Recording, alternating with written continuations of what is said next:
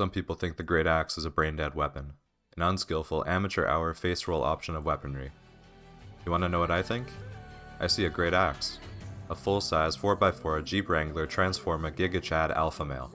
We're not just spinning to win, we're out here mowing the grass of the battlefield, chopping down every peasant in sight, and weed whacking like we're getting paid for it. So the next time you pick up a Great Axe, just know you're not just choosing a weapon, you're choosing a goddamn lifestyle. Welcome to the Great Axe Club. Welcome to Scripted Gaming.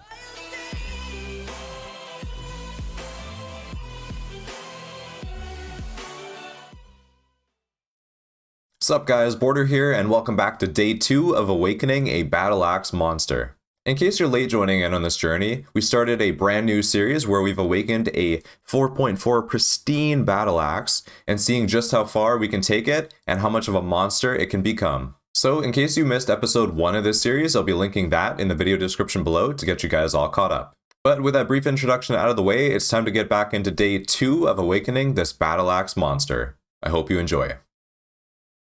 So guys, jumping right into it, where we left off from episode 1, we spent all our attunement points getting our traits into our awakened weapon. For our first trait, we actually selected and upgraded our first trait, which was max health. So now what we need to do is head back out into the open world and farm some more attunement points. When it came to episode 1 of farming these points, I showed you guys a safe way of doing so in the yellow zones of the mists, farming little camps and stuff like that. But for this one, I want to spice it up a little bit and farm these attunement points a lot faster, which is why we were going to be heading into the black zone for this episode.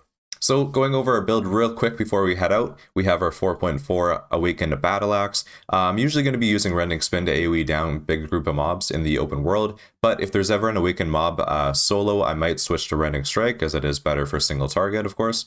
Moving on to our W, it's going to be Adrenaline Boost. I don't know if I'm going to switch this at all, to be honest, so probably Adrenaline Boost for the rest of the episode. Of course, we have our E, and we're going to be using our first passive for deep cuts. Offhand, Mistcaller for shorter cooldown rate. That's pretty much the base use for that. Switching over to our helmet, we have our Scholar Cowl for energy shield, keeping our energy nice and high, providing lots of sustain, allowing us to pull through mobs nice and quickly. And that will also be with first passive. Moving on to our chest piece, we will have Assassin Jacket for ambush. This is more so just to keep me safe in the black zone if there are gankers coming nearby. I might need to go invisible to make a little escape, so that's basically what that's going to be. And that will also be paired with the first passive. And for our boots, this is actually from the profession of mining, or gathering of mining, and miner work boots for the flee ability. This will silence us, but will give us 120% movement speed for, 10 seconds. So this will also provide a quick escape from potential gankers in the area. Other than that, we have our poison potions, new icon with the new update that just came out, along with all the other poisons. So this actually looks really cool. Really happy with this visual update. But yeah, poison potions for those big awakened mobs out in the open world, just to take them down a little bit faster. And moving on, we do have our food, the Danglemouth Catfish, helping out with that health regeneration while we're outside of combat, keeping our health nice and high. So that'll be good for safety reasons. We definitely don't want to be low on HP with this awakened weapon ever, for the most part. And moving on to our last spot, we have the Thetford Cape for that Chain Lightning ability, just helping us clear through those packs of mobs a little bit quicker with that AoE magical damage. So aside from that, we also have our actual 4.1 Battleaxe. This is basically going to be our decoy, as I don't plan on running into the black zone with an awakened weapon, kind of ringing the dinner bell for everyone to, find us and try to hunt us for our awakened weapon. So this is going to kind of keep us under the radar, and then once we find a good group of mobs where no one's around, then we'll be switching to our awakened weapon, and then we'll attune it from there. Alright guys, here we go, heading into the black zone here to get our attunement points. When it comes to leaving the portal town, we are coming out of Bridgewatch portal town. We're going to be using the Shrine of Invisibility like we just did here. As you can see, there's always going to be a natural higher amount of players in these zones connected to the portal town. So we're going to take advantage of that Shrine of Invisibility, move over to at least the next zone, if not the one after that, to avoid players, and then come out and start fame farming when we find a zone that's a little bit more quiet. Alright guys, we have just gotten into Far Shore Cape here, and this portal just spawned in. As you can see, it's got the 19 hours 31 minutes remaining. I believe this is a super fresh portal. It just spawned in as we enter the zone. So with that, we're going to be heading in, and we're going to be seeing if this is a very fresh road, Avalonian Road, because if that's the case, then there's going to be a lot of solo chests just waiting to be farmed and a lot of fame to be had. So we're gonna check it out for ourselves and see what's what. Alright guys, so approaching this first, solo chest here. Solo camp.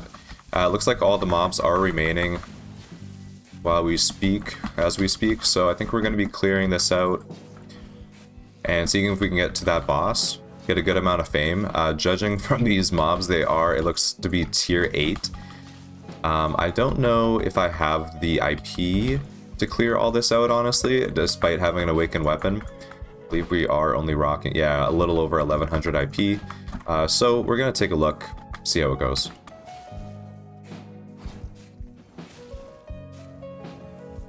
There we go, so 90k fame for one mob. Honestly, pretty good. That is the power of tier 8. So we have a couple more mobs to clear out here, and then it looks like the boss is an Avalonian monk. Not a rare boss by any means.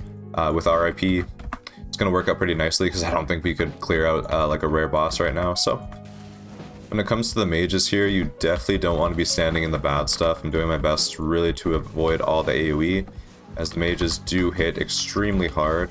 I accidentally did pull those last two over there, but I'm going to do my best to take these guys out. There we go, our weapon is attuned there. Alright, so these last two mobs, not gonna lie, they're gonna be extremely obnoxious with the amount of AoE they do. I can't be standing on top of them for very long. But I think the key isn't a DPS race here. They don't do a whole lot of, damage. With their normal attacks, it's mainly just their AoE, so as long as we're staying alive and dodging all the bad stuff, we should be just fine.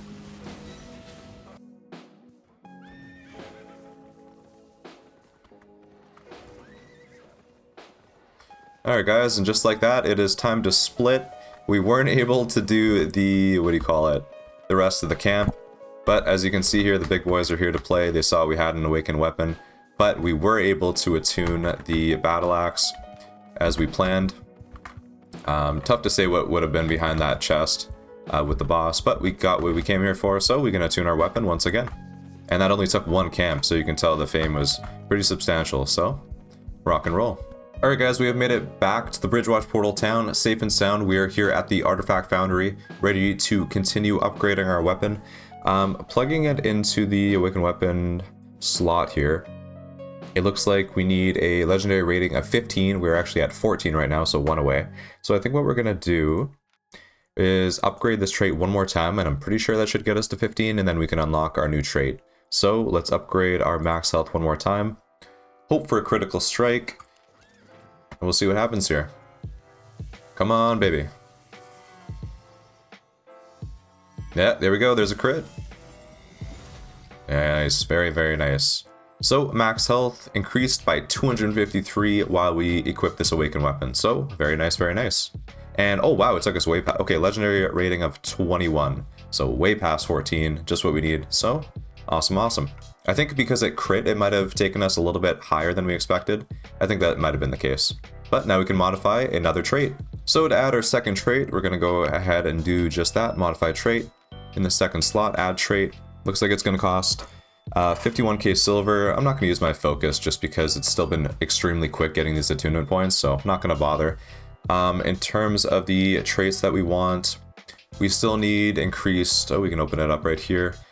Healing received. We also were looking to get potential lifesteal on it, and either item power or ability damage would also be pretty good. So one of those four would be sick, but let's add our trait here, guys. Fingers crossed.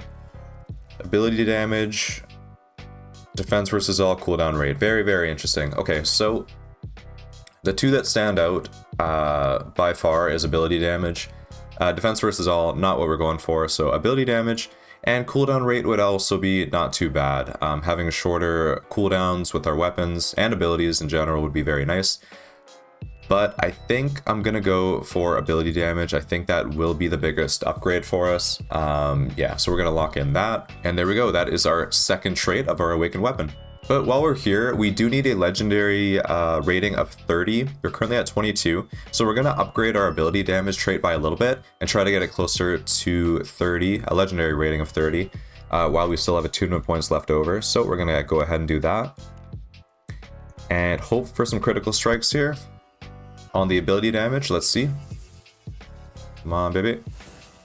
Dang, so no crit there. 1% additional ability damage, but we still have 8,800 left over, almost 8,900 attunement points, so we're gonna go again. Hopefully we get a big crit. Again, no, getting kind of unlucky here. But we did get lucky on our initial upgrade of health there, our max health, so we go again. And there we go, there's a crit, there's a crit. Nice, so sitting at an additional 4% ability damage. That does bring us to, oh, actually 34 legendary rating. So I think we should have enough to add another trait. So we're gonna add the trait. Here we go. Okay, so here we go. So 2 of these are definitely no good for us. Energy cost reduction, it's not gonna help us that much. And resilience penetration, definitely not what we're going for. But item power, always a solid trait. So I believe we're gonna go for this one and lock that in. And that is our 3rd and final trait on our legendary, or sorry, awakened weapon. Alright guys, so with those 3 traits locked in for our awakened weapon, there's only a couple more things to do. We need to upgrade these traits a lot more to make our Battleaxe monster a lot stronger, and then put it to the test in PvP. So let's go out and farm some more attunement points, and then put it to the test. Alright guys, we are back into Far Shore Cape. I don't think I'm going to be heading back into that portal to the Avalonian Road, knowing there's a gang squad rolling around camp to camp. So instead, we made our way back out into the zone, and we're going to farm some empowered mobs out here, switching our decoy out and our awakened axe back in. I actually did find a tier, looks like tier 7 Chiromancer. Only 4k health, so he should go down pretty easy. It looks like a hyena is joining the party. But that aside, I think this should give us a pretty good amount of fame. This zone seems fairly... Actually, I shouldn't say it's completely dead, because this zone is actually within its hour of conflict between hideouts and whatnot, but it seems pretty tame. I haven't seen any players rolling around. I don't think there's any crazy stuff going on. So 66k fame there, Tome of Insight from that guy, and a tier 4 rune. But overall, pretty good fame. So just to put in perspective, with a fresh set of attunement points, or lack of attunement points, that puts us back at 8.8. So that's a pretty good chunk already to the 42k attunement points that we need. So we'll keep going like this. And moving on to our next mob, we do have a tier 7 Relentless Dread Knight. I'm pretty sure this is an empowered mob, just judging by the glowing aura. The color is just a little bit different, but I believe this is what they glow as an undead. So this guy's going to go down pretty easy, only having 31k health. With our awakened weapon, it's no big deal. And 21k fame, a little bit less than the last one, but still a pretty good chunk. We have found another awakened mob, an awakened swordmaster, again tier 7. Didn't do a very good job doing that. I should be using my poison potions, which I haven't really done a good job of remembering.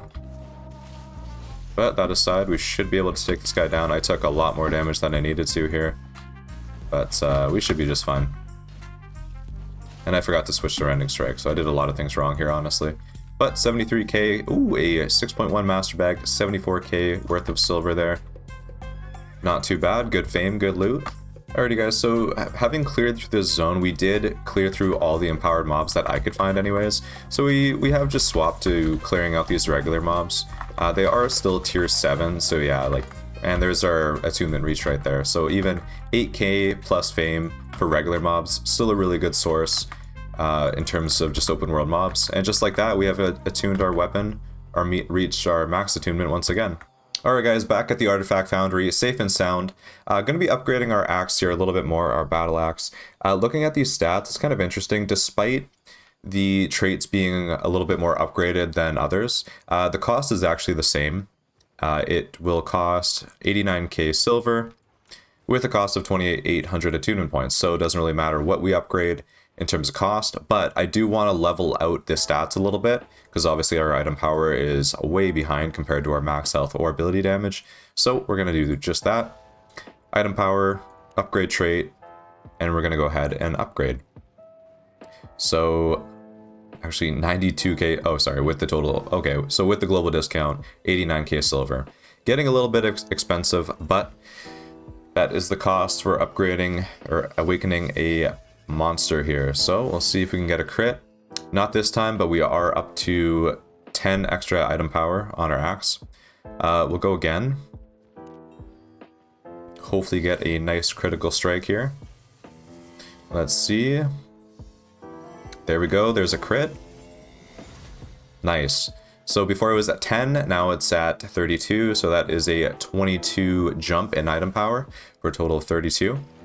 And how much attunement points do we have left? We do have still 36k left, so we're going to go with this a little bit more, and this should take us past our ability damage trait here in terms of strength, but that's okay, we'll get to those after.